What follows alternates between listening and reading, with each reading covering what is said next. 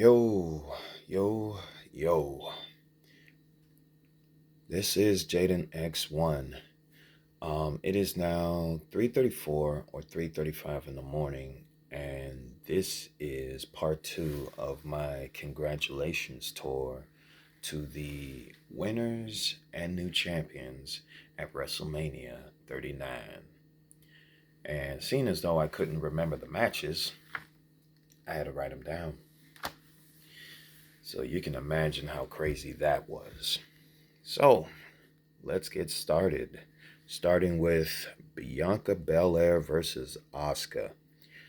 A terrific matchup. I like Asuka. I like Bianca. But in the end, there can be only one. And it was Bianca. So, congratulations to her on a successful match with Asuka. Asuka is one of the toughest divas there is, and beautiful. And so is Bianca, but yeah, she was taken. Good thing too. um, Snoop versus Miz. Um, hmm. At first, it was supposed to be Shane versus Miz, but Shane kind of lost a step after that leapfrog, and then Snoop clutched not only um, the the match, but the story on that as well. Ah, Snoop, Snoop, Snoop. Snoop is already like the grandfather of almost everywhere. He been to pretty much everywhere that I can't possibly remember. The last time I heard of him, he was like a father figure to the Lakers. I believe the Lakers. But leave me a comment on the comment section below if I got that mistaken. But he was everywhere. Um, and he was in WWE as well. I didn't even know he was the host. I actually didn't know Miz had Snoop's belt, which kind of what started the match. Poor Miz. And I thought screwing Logan Paul over. My apologies. I thought screwing Logan Paul over was worse enough, but stealing Snoop's belt. Wow. No wonder Snoop whooped your behind. Daggone thief.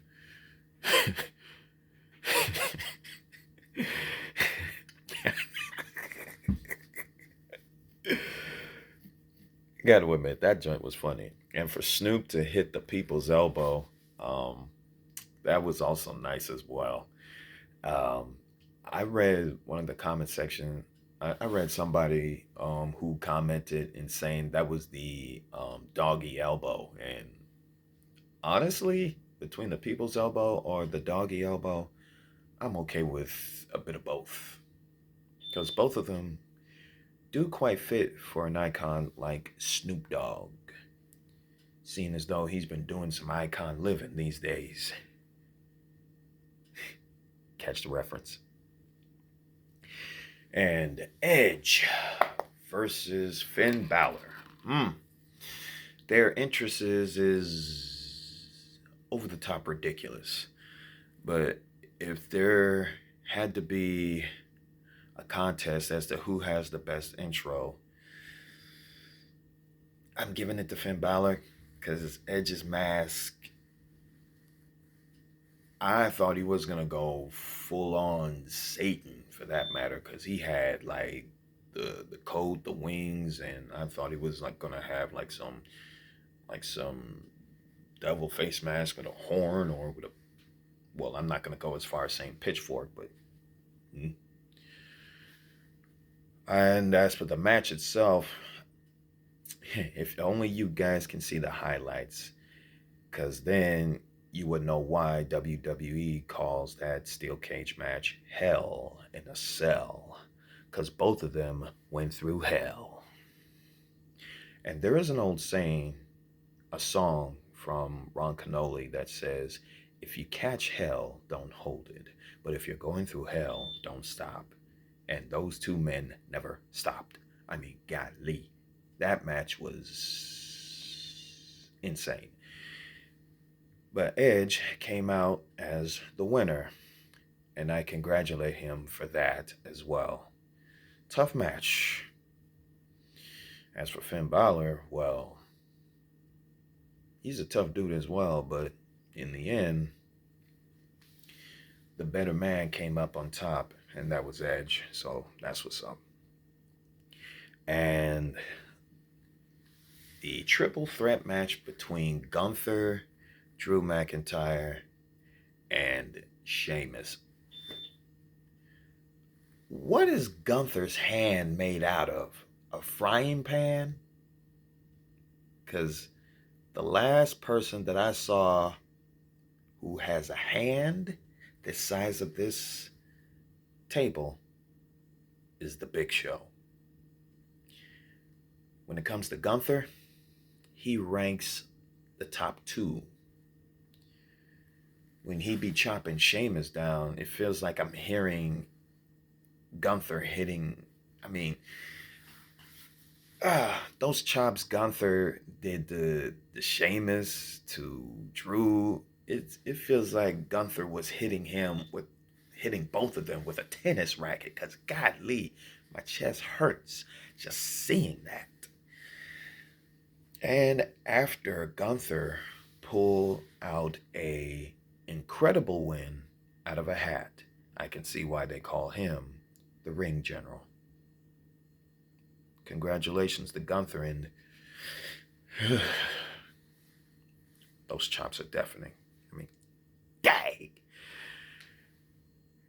And as for the life of me, I've been trying to find this particular match for 2 hours straight. It was Liv Morgan, Rockwell, and Shayna Baszler, and Ronda Rousey, and the other, and Natalia and her partner. Excuse me. I don't know if it's like a fatal four-way or a fatal six-way or tornado, probably a tornado tag match, probably, because I've been trying to find the highlight of that match for the past 2 hours, and yeah, that was a struggle, and also the reason why it took me so long to even make this video. So, but the better team won, which is Shayna Baszler and Ronda Rousey. So congratulations to the both of those tough ladies. And then we have Roman versus Cody. As a matter of fact, don't even dare get me started on that match, period. Because it was an incredible match all the way up to the point of outside interferences from the Usos, who lost their belts. Knowing them, they might get a rematch, so I ain't going to hold my breath on that one. And then you have the new undisputed tag team champs, Kevin Owens, and Sami Zayn helping out Cody into driving the Usos out of town. And laid one on Roman while they're at it. So, thank you. But the one thing that I did not see coming was Solo, whom Cody kept telling him that he wasn't ready for the big time yet. Came in at the last minute, dropped a Samoan spike on Cody's throat, which I can't imagine how painful that was. And then Roman picked up the win, and that kind of disappointed me because, I don't know, maybe instead of the Tribal Chief, he ought to change his name to the Tribal Cheat. Which kind of tells me he can't beat Cody Rhodes by himself, but hey, a win's a win. It's the same with Austin Theory, so even though a win's a win with both of them suck. Because they can't win against their respective opponents, in a fair match. Knowing full well that the whole thing's scripted, I pretty much know that since the 90s, so sue me. That pretty much tells you how old I am, or a hint, who knows. And that pretty much covers it. That pretty much covers it. So that's it. WrestleMania night one and night two was good. So I look forward to next year's WrestleMania highlights. And with that said, I am gone for tonight. So until then, this is Jaden X1 telling you to keep it locked right here on YouTube. And I will see you on the battlefield next time. Or should I say Monday. Have a blessed day and see y'all tomorrow.